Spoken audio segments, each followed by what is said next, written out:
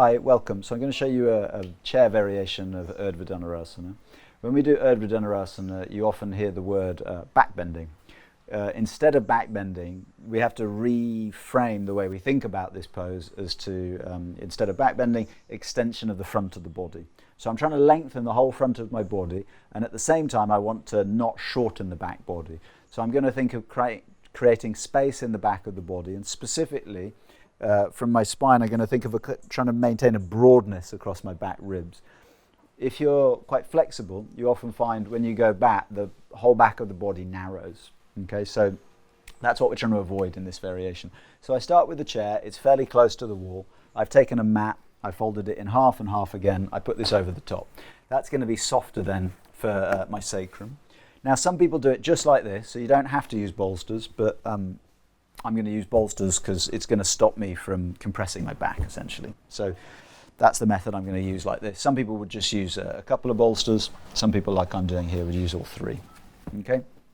Now, watch. It's not quite right.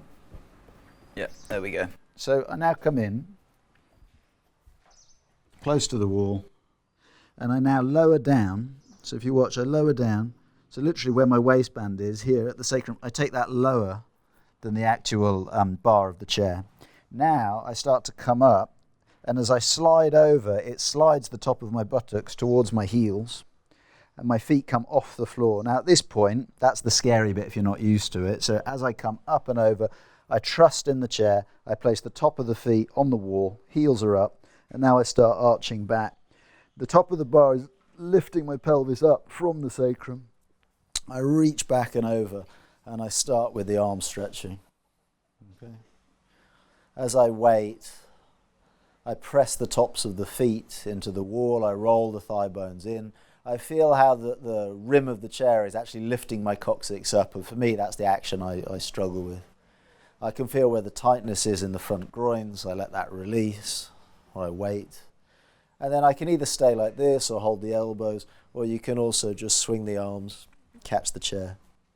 From here, if I wait longer, eventually I'll start stretching the feet down closer to the wall, but I'm not in any mad hurry to take the heels down.